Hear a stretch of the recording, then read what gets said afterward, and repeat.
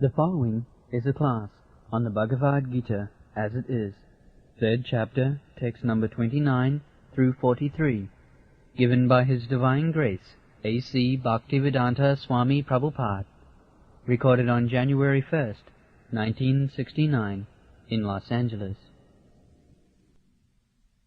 What is Vedic wisdom? Vedishta sadbhi ahameva vedyam. Knowledge. Veda means knowledge. What is perfect knowledge? Perfect knowledge is that my constitutional position is to serve. Bring any man in this world who can say that I am not servant. Is there any man or woman within this world, within this universe, who is not a servant? Can any one of you say that you are not servant? Is there anyone? Everyone is servant. Somebody is servant of the society, somebody is servant of the country, somebody is servant of his wife or family, or some cats and dogs, ultimately. One must be a servant. So, when a man comes to this knowledge that I am serving, so why not serve the Supreme? This is knowledge. This is perfect knowledge. Nobody can be freed from being a servant. Either you become a servant of God or you become a servant of dog. You must be a servant. So the intelligent person, a wise person, he prefers to servant of God instead of becoming servant of dog.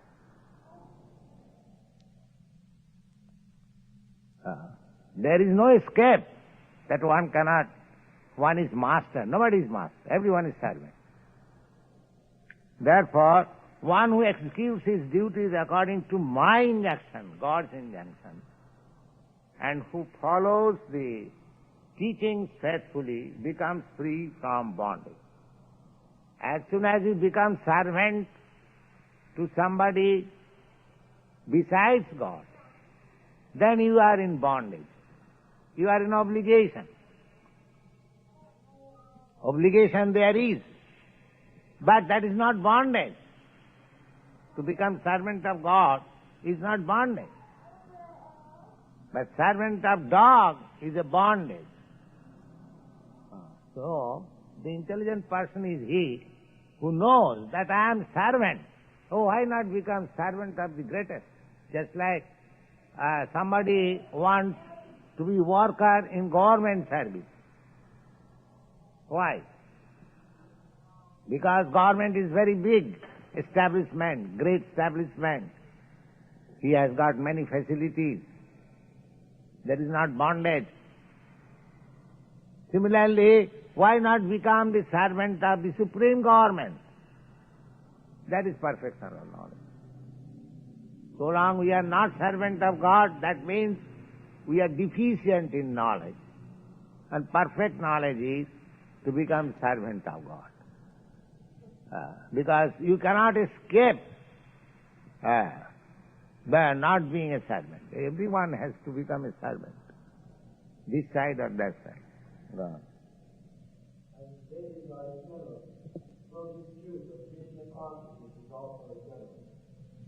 One should have firm faith in his injunctions without envying the Lord. There are many so-called philosophers who write comments on the Bhagavad Gita, but have no faith in Krishna. They will never be liberated from the bondage of fruitless action. But an ordinary man with firm faith in the eternal injunctions of the Lord even though unable to execute such orders, becomes liberated from the bondage of the law of karma. In the beginning of Krishna consciousness, one may not fully discharge the injunctions of the Lord, but because one is not resentful of this principle and works sincerely without consideration of defeat and hopelessness, he will surely be promoted to the stage of pure Krishna consciousness. Yes. In the beginning there may be some failure. That is quite natural. Just a child is trying to stand. He may fall down. But that does not mean he should give up the idea. Gone. A time will come when he will be perfect. So we should not give up this business to try to serve the Supreme. Maybe imperfect in the beginning, but stick to it, and a time will come when you will be perfect. Krishna calls. Very true. But those who out of envy disregard these teachings and do not practice them regularly are to be considered bereft of all knowledge, be fools, and doomed to ignorance and bondage. Yes.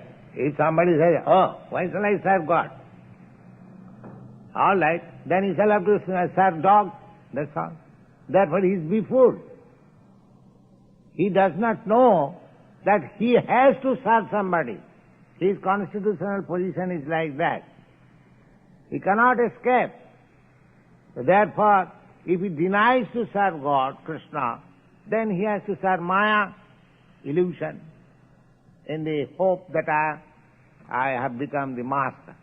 Just like in your country, the President Johnson was the master. Actually, he was not the master.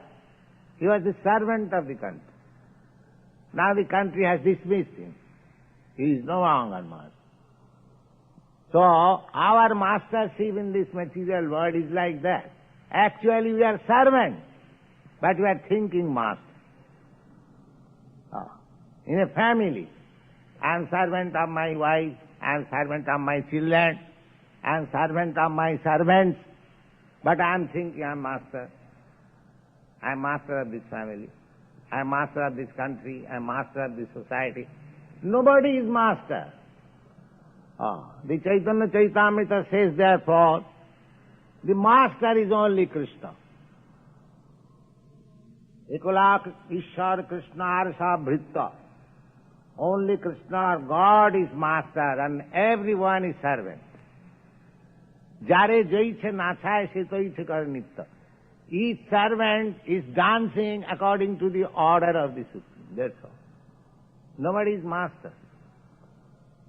So, this false conception of becoming master is called Maya, illusion. Nobody is master. Therefore, one who disagrees to become servant of God, he is befooled, it is said. But those who, out of envy, he is constitutionally servant, but he is envious. Why shall I become God's servant? I shall become God. You see, everyone is claiming, everyone is God. Why? What is the use of becoming servant of God? I am God. This is enviousness. So, if one refuses to serve God and becomes envious, disregard these teachings and do not practice them regularly, are to be considered bereft of all knowledge. Because he is servant, but he is thinking, I am master, I am not serving anyone. This is Maya, bereft of all knowledge. God. 33. Even a man of knowledge acts according to his own nature. For everyone follows his nature. What can repression accomplish? So at least he is servant of his nature. There are three kinds of material modes of nature. Somebody is in goodness, somebody is in passion, somebody is in ignorance. So in ignorance, somebody say, he is intoxicated. He is servant of some intoxication. But he is thinking, after being intoxicated, I am God. I am master. Okay. This is called befooling. He is befooled. He is servant of intoxication and he is thinking I am God. That's it. Is it not a first? By meditation, he will become God. If you are God, why you are meditating? Therefore, there before, the direct process is, get to Krishna consciousness, I am eternal servant of God. Let me take to this business. Finish. Perfect knowledge. God. 34. Attraction and repulsion, sense objects, are felt by embodied beings. But one should not fall under the control of senses and sense objects, because they are stumbling blocks on the path of self-realization. 35. It is far better to discharge one's prescribed duties, even though they may be faulty, than another's duty.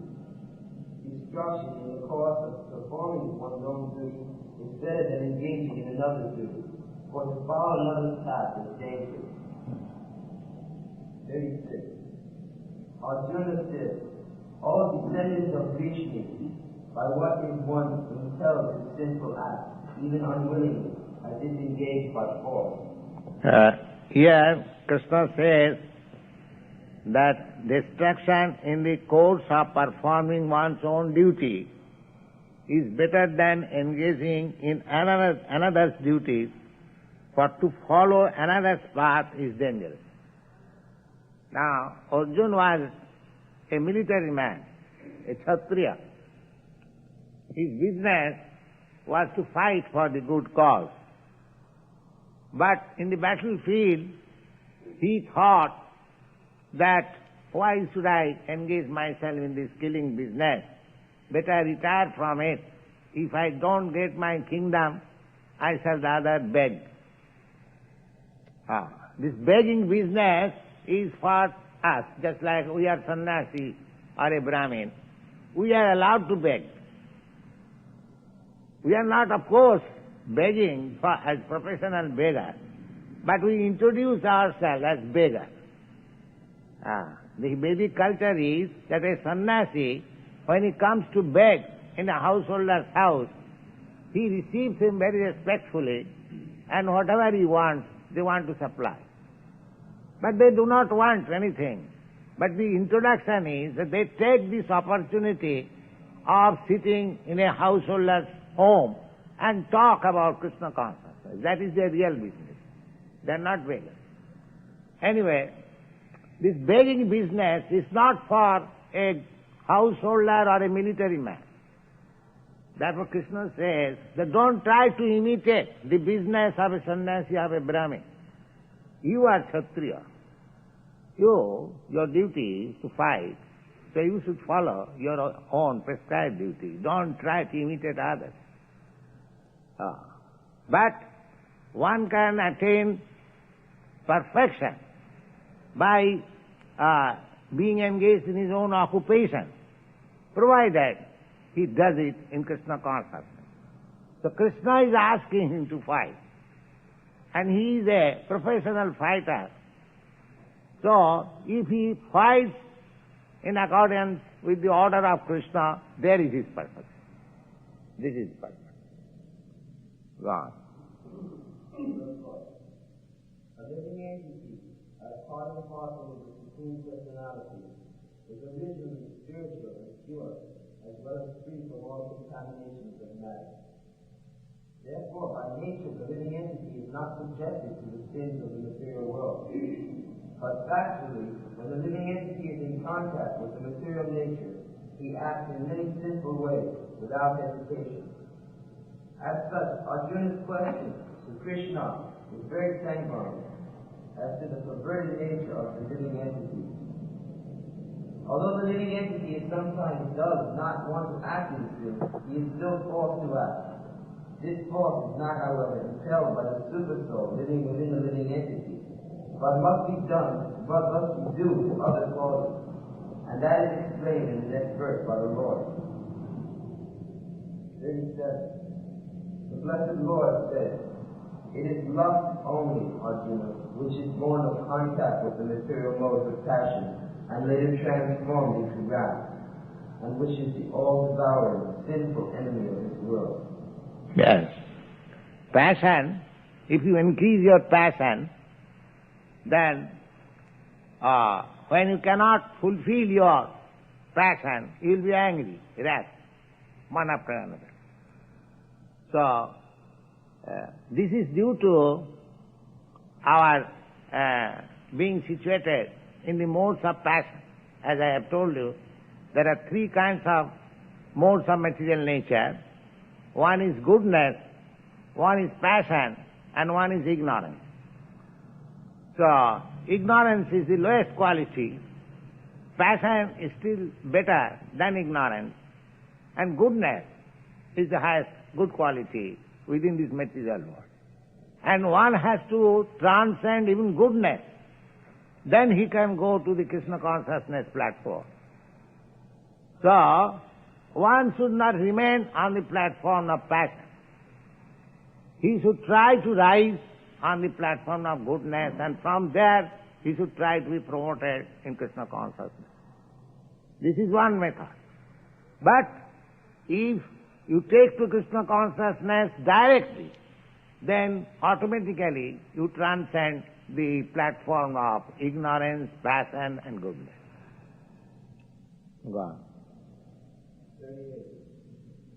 As fire is converted by smoke, as fire is covered by smoke, as a mirror is covered by dust, or as the embryo is covered by the womb, similarly, the living entity is covered by different degrees of its lust. Lust, different degrees of lust. Those who are in the modes of goodness, their lust is a different quality. Those who are in passion, their lust is in different quality. Those who are in ignorance, their lust is different. It is a question, just like there are first-class prisoners, second-class prisoner and third-class prisoner. So, after all, they are prisoners. Maybe first class, second class or third class, that doesn't matter. Similarly, within this material world, somebody may be very learned, rich, beautiful, and all good qualifications in the modes of goodness. So, they are somebody in passion and somebody in lower degree or even animal life. But they are all prisoners within this material world. One has to transcend this position. One has to transcend even the so-called goodness of the material world. Just like Arjuna was trying to be so-called good man of this material world. He was trying to avoid the injunction of Krishna. Krishna wanted him that he should fight this Kurukshetra battle. But he wanted to be good man. So, that fighting, when he was convinced of Krishna's instruction, this Bhagavad Gita, that means he transcended even the goodness platform of this material world. So Krishna is trying to raise him to the Traigunna Visaya Veda Nistraigunna Bhavarjan. This whole material atmosphere is surcharged with three modes of material nature. So one has to transcend the modes of material nature. Just like one should not try to become a first-class prisoner. In the prison house, if one is a third-class prisoner and one is first-class prisoner, the third-class prisoner should not aspire that let me remain in this prison house and become a first-class prisoner. That is not good. One should transcend the prison walls or come out of the prison house. That is his aim. Go on.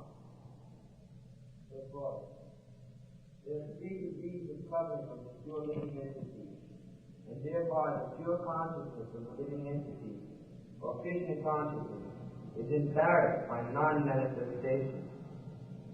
This covering is but lust, under different manifestations, like smoke in the fire, dust on the mirror, and the womb about the embryo. When lust is compared to smoke, it is understood that the fire of a living spark can be a little perceived. In other words, when the living entity exhibits his Krishna consciousness slightly, he may be likened to the fire covered by smoke. Although fire is necessary when there is smoke, there is no overt manifestation of fire in the early stage. This stage can be compared with the beginning of Krishna consciousness. The comparison of the dust of the mirror refers to the cleansing process of the mirror of the mind by so many spiritual methods. The best process is to chant the holy names of the Lord. The comparison of the embryo being covered by the womb is an analogy illustrating the most awkward position, for the child in the womb is so helpless that it cannot even move. This stage of living condition can be compared also to the trees. The trees are living entities, but they have been put into that condition of life by such a great exhibition of love that they are almost void of all consciousness. Yes, these trees, we should know that the trees, they are also living entities. But they have been put in such awkward position that they are standing up in a position for thousands of years. They cannot move him. If somebody is cutting, cannot protect.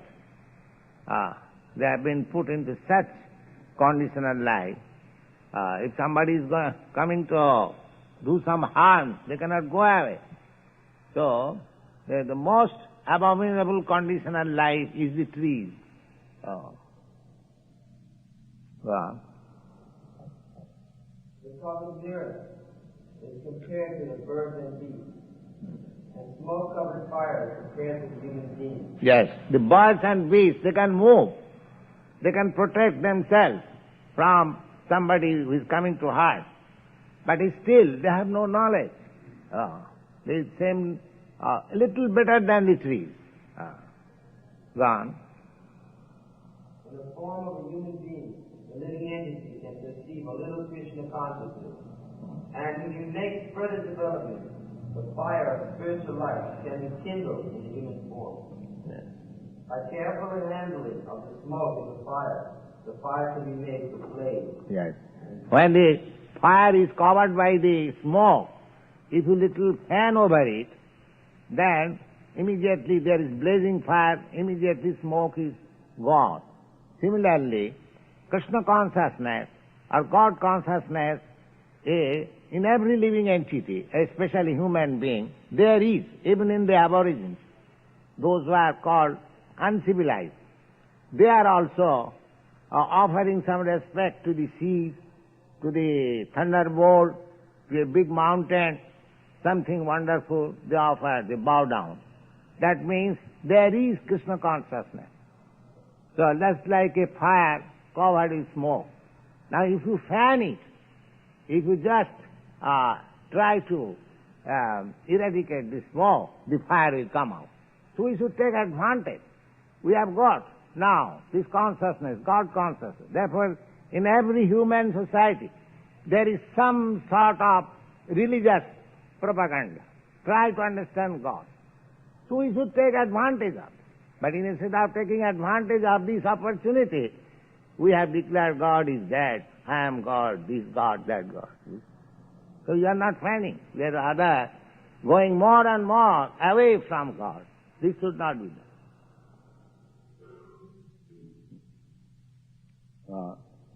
Therefore, the human form of life is a chance for the living entity to escape the entanglement of material existence. In the human form of life, one can conquer the enemy, love, by culture of Krishna consciousness under able guidance.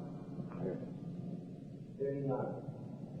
Thus, a man's pure consciousness is covered by his eternal enemy in the form of lust, which is never satisfied and which burns like fire. 40. The senses, the mind, and the intelligence are the sitting places of this lust, which veils the real knowledge of the living entity and bewilders him. Yes, this is very important. The senses, the mind, and the intelligence are the sitting places of this lust. If somebody is lusty and if one has to search out where that enemy lust is there. So Krishna is giving you direct information, here is your enemy. Where? Senses, mind, intelligence. There is lust. So if you can understand, here is the enemy, and if you try to drive out the enemy, you take precaution. What is that precaution? You engage your senses in Krishna conscious activities. The lust will have no more place to attack your senses or sit on your senses. You engage your mind in Krishna. Immediately the lust from the mind will go away. Similarly, you apply your intelligence how to work on Krishna consciousness. These are the processes. The Krishna consciousness movement is like that. Apply your intelligence, apply your mind, apply your senses only for Krishna, and there is no more lust.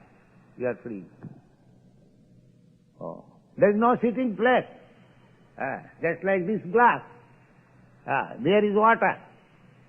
So how you can put in ink? Because there is no sitting place. Similarly, if you place Krishna in your mind, so lust will automatically go away. Just like if you place light in this room, the darkness automatically will go. There is no place for darkness.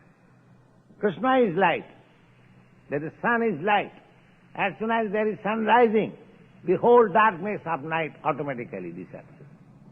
So try to place Krishna in your mind, in your sensual activities, in your intelligence, then there will be no more lust. It will finish. Go on. 41. Therefore, O Arjuna, best of the philosophy, in the very beginning, curb the great symbol of sin, lust, by regulating the senses, and slay the destroyer of knowledge and self-realization. Yes. Good. Regulating, how can you regulate the senses? Not by artificial means. The yoga practice, of course, is meant for controlling the senses.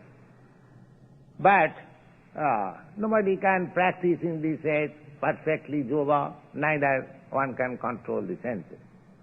But this is practically. Just like our sense, tongue. We want to taste very palatable dishes. Now you supply palatable Krishna prasadam. You forget going to hotel immediately. This sort of process is in Krishna consciousness.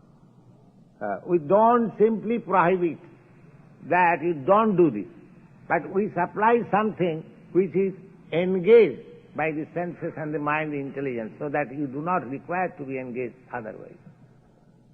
Positive and negative. Simply negative is no good. The Krishna consciousness is positive engagement. So there is no question of negative. Negative is already there. If you taking nice food stuff, then automatically you give up obnoxious and nonsense food stuff. But if I say, don't take this food stuff, this is not good, and if I don't supply you nice food stuff, naturally you are hungry, you will have to take whatever is there. Just like sometimes you have seen the dogs, they are eating stool, their own stool. So I was talking this, one of my students told me that in the last war in the concentrated camp, the human being, they also ate their stool out of hunger. There was no food, so they ate their own stool. So when there is no opportunity of good occupation, one must be satisfied with this nonsense occupation. So this Krishna consciousness is so nice that one who is occupied with this moment, he cannot go anymore to so-called lusty and other nonsense occupation. Go on.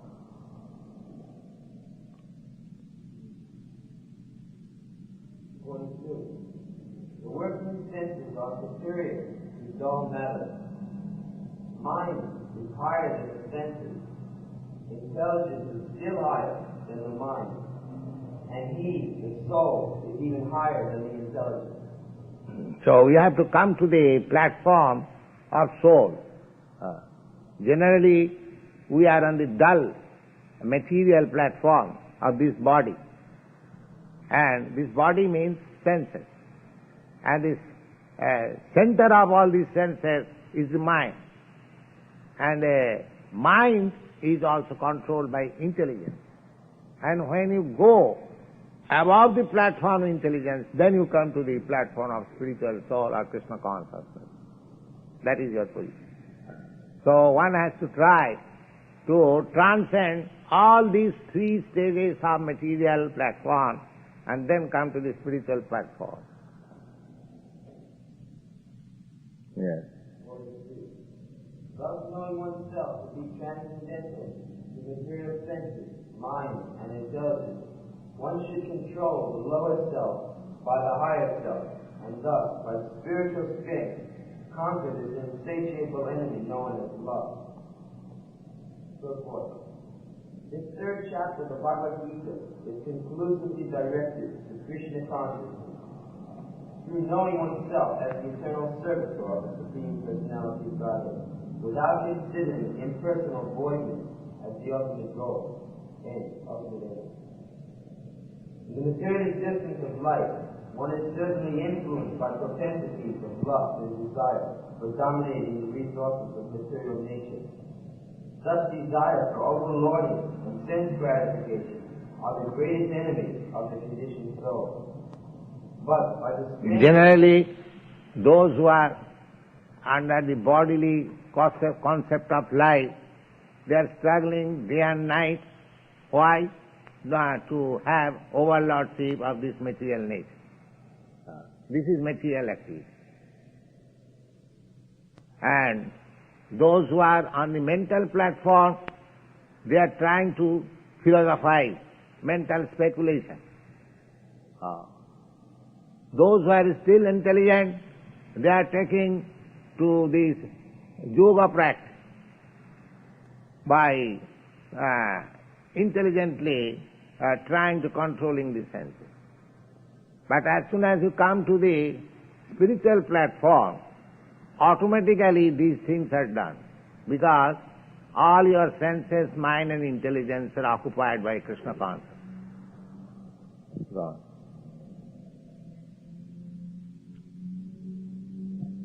Yes, God. One may not give up work and prescribed duties all of a sudden, but by gradually developing one's Krishna consciousness, one can be situated in a transcendental position without being influenced by the material senses and the mind, by steady intelligence directed toward one's pure identity. This is the sum total of this chapter. In the immature stage of material existence, philosophical speculations and artificial attempts to control the senses by the so-called practice of yoga apostasy can never help a man toward a spiritual life. He must be trained in Krishna consciousness by a higher intelligence.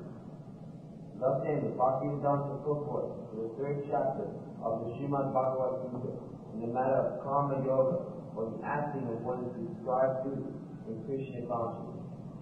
Yes.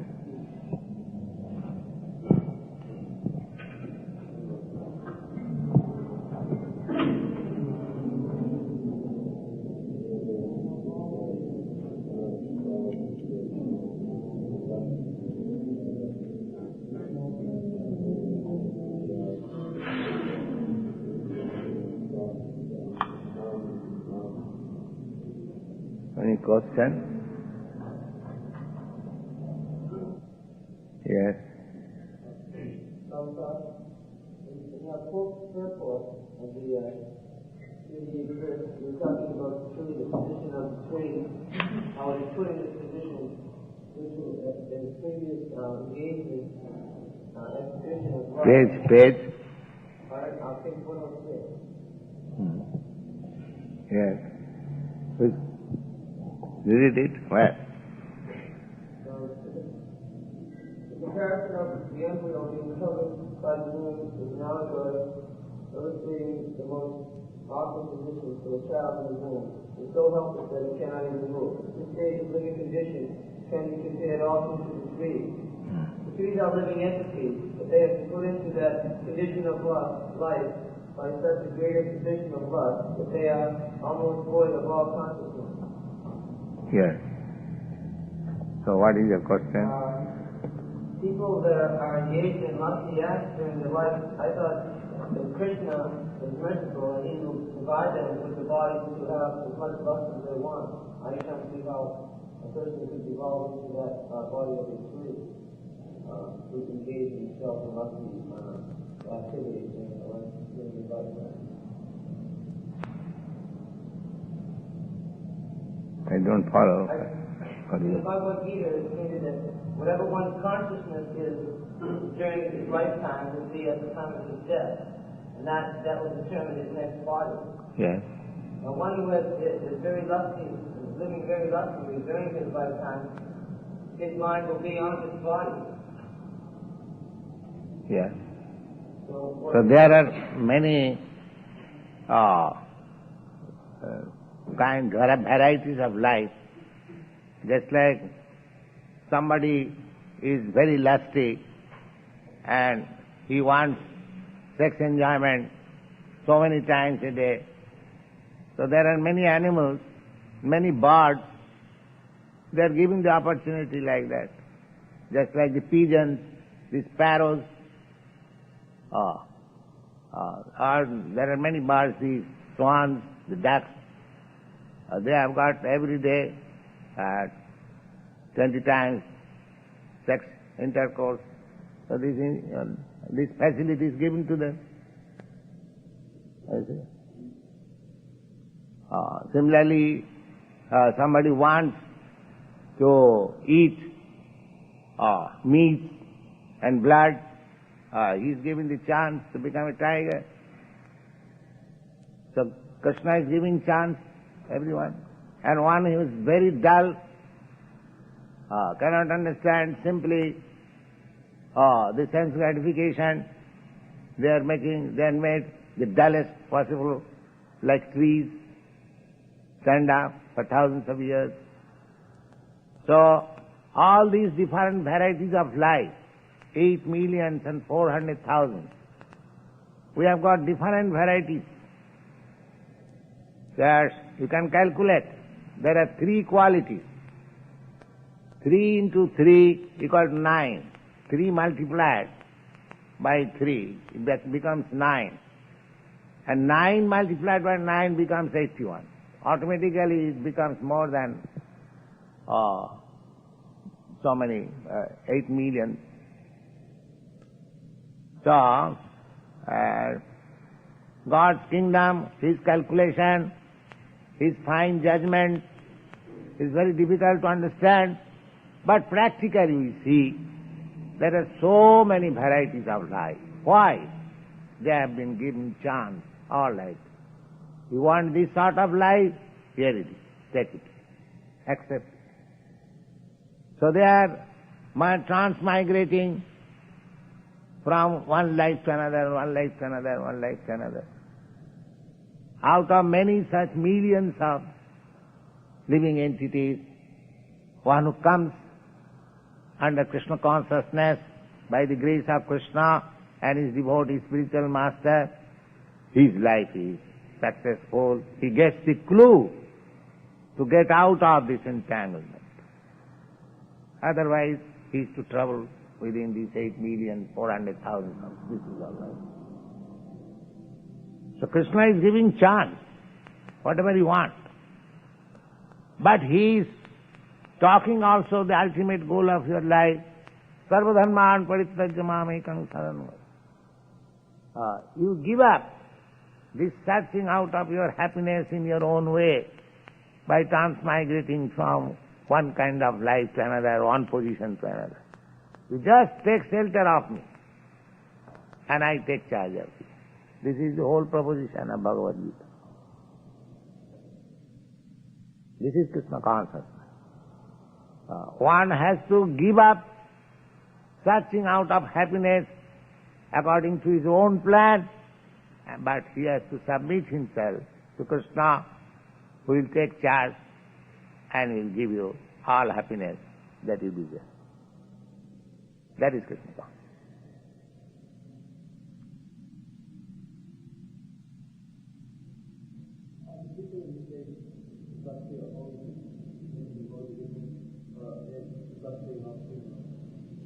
This anyone who is in the material world, he is lusty.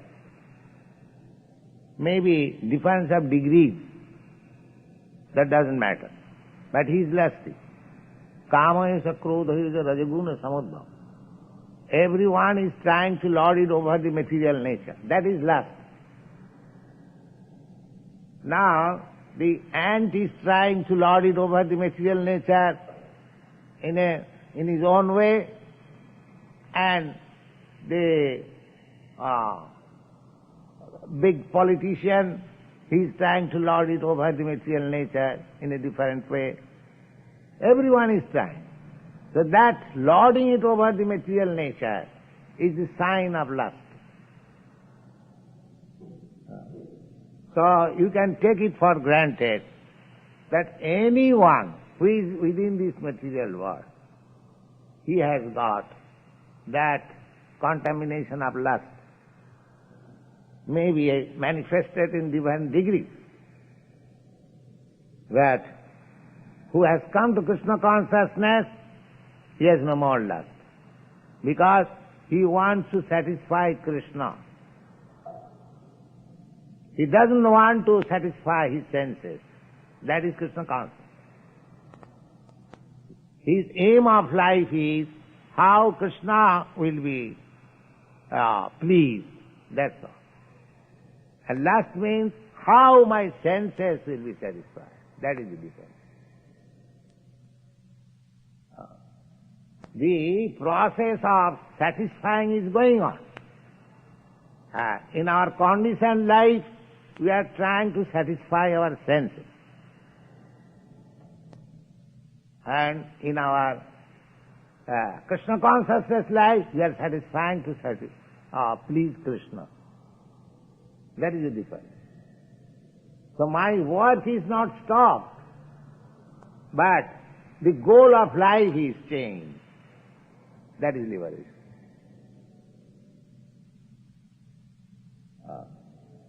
We don't say that you kill your desire.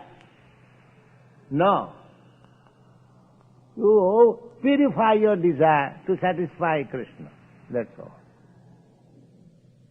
Now your desire is to satisfy your senses. That's all. This has to be purified, that you shall desire, but you should desire to satisfy Krishna. Then your perfection. In one way, it is very simple and easy, because I know how to satisfy my senses. I am doing it life after life. The same endeavor should be engaged for satisfying Krishna. That's all. The process has not to be learned by me. I know it. Simply account has to be changed. That's all. So Krishna consciousness is very simple and easy. Immediately you come to the spiritual platform or transcendental platform. That is explained in the Chaitanya Charitamrita. Lust and love. What is the difference between lust and love? In the material world there is no love,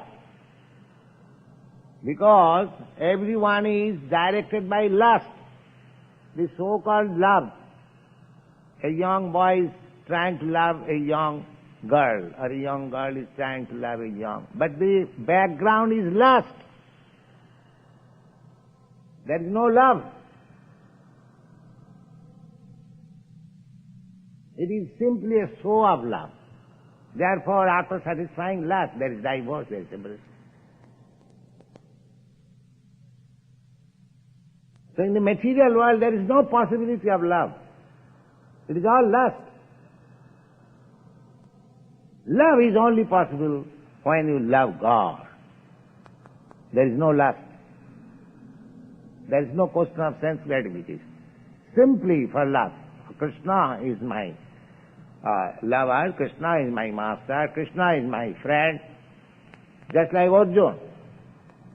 Arjuna is loving Krishna as friend. So he's so great lover that in the beginning he hesitated to fight, how shall I kill my kinsman? But when he understood Krishna, my friend, desires, oh, never mind. So there was no lust, simply love of Krishna. So lust and love, that means the same thing is there. Simply one has to change the account. That's all. Lusty people, they are working on account of sense gratification. And lover of Krishna is working for Krishna's sake. The activity may appear superficially the same. Just like these boys in Krishna consciousness, people may say, what they are doing? They are also eating, they are also cooking and offering Krishna. And they say, this Krishna consciousness, what is the difference between this food stuff and the hotel food stuff? In this way they may think, they are also typewriting, they are also using dictaphone and this tape recorder and all this material. But they do not know that everything is being used for Krishna. Therefore there is far difference. There is no lust. So you can utilize everything if it is in Krishna consciousness, not for satisfaction of your lust. Then your life is sublime. We do not reject anything, but we accept anything. The only difference is that we do not accept anything for our sense gratification.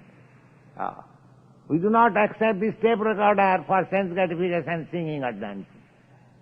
We accept this tape recorder to record Krishna's glory, to record Krishna's topic.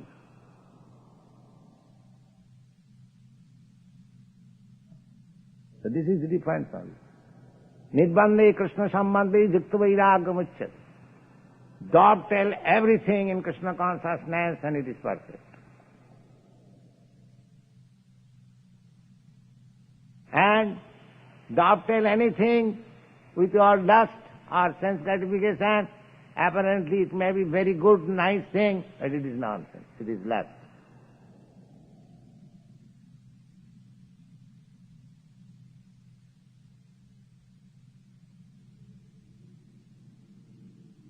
So somebody is using religion for satisfaction of his senses. Somebody is using Bhagavad Gita for satisfaction of his senses. We do not wish to discuss all this in detail. But actually, there is no training how to use things in Krishna consciousness. That is being now introduced in this moment, Krishna consciousness. How to make everything perfect, dovetail in Krishna consciousness.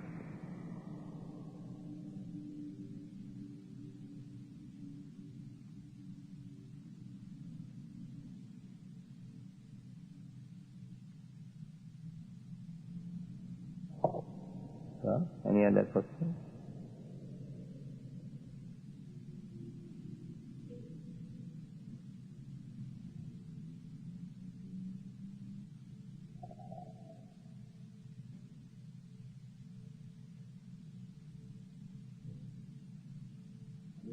Living entities such as the trees, which are very much limited in consciousness and ability to move also, are these, I mentioned in the purport that they have been very lusty. This tends to show that they have been once before in human form and then have really fallen. But is it also the case that there are amongst the forms many souls that are on the process of evolution and going upward? Yes, just like you are stepping some staircases, you go to the second floor or third floor, but somehow or other you fall down again. So you have to cross again the step. You follow? That does not mean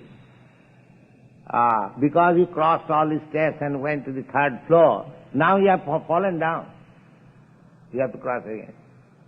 So there is a regular evolutionary process from trees to worms, reptiles, from reptiles to birds, from birds to bees, varieties of beasts, and from beast to human life. These are the stepping stone evolutionary process. But even if you are human being, if you fall down to the category of the trees, then you have to again go up step by step. You have to come to the form of the worms and reptiles, then birds, then bees. Therefore we should not miss this chance. This is intelligence. If I miss this chance, then I do not know where I am falling down again. So there is no teaching, there is no knowledge in the whole world. They are driven out just like animals. This educational institution, universities, there is no department of knowledge. How the living entities are working, how they are being transformed, they are falling down, how they... No. It's a very risky civilization. The people should try to understand this Krishna consciousness philosophy very seriously, if they at all want their own good.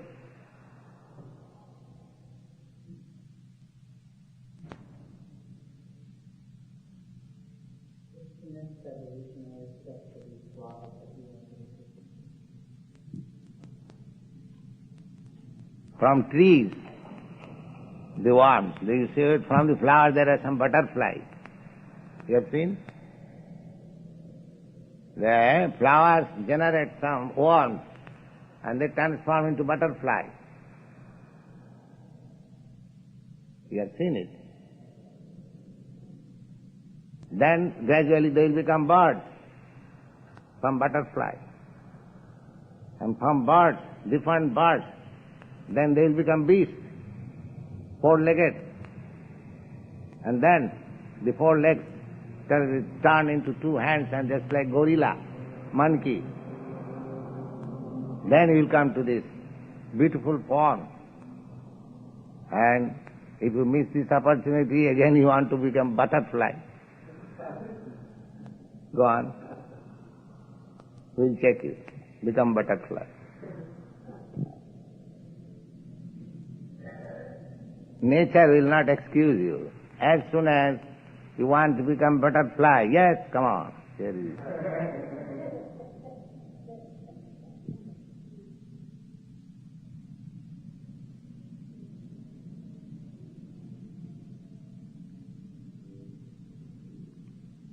They do not know.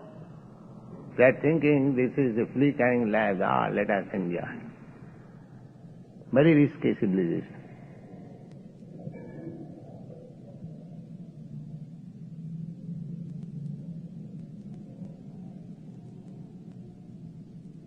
Jalaja Navalakhani Savra Lakhavinsati. These are all stated in the Puranas.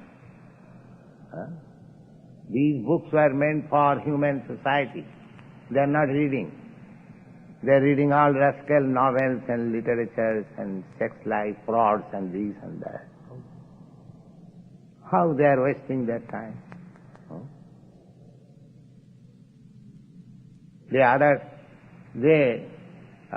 Govindas was showing me one literature, Hawaii, a picture, the boys and girls, they are enjoying this, what is called, this surface, spending money, you see. But there is no instruction how they are wasting their time. this human form of life, simply by jumping in the water.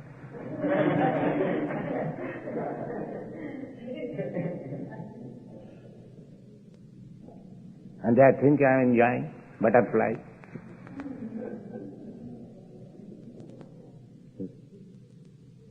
They do not know the value of this life.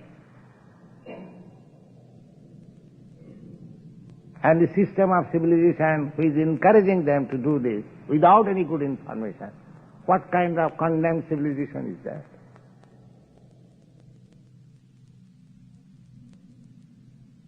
Pulling by force to the darkest region of hell. They do not know. Although the hellish condition of life is in the front, there are so many varieties of life. They do not question where from these lives come.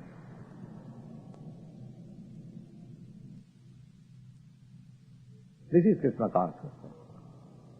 To apply the whole energy towards Krishna. That's all. That energy may be utilized in different ways, back to Krishna. This is Krishna consciousness. Chant Hare Krishna.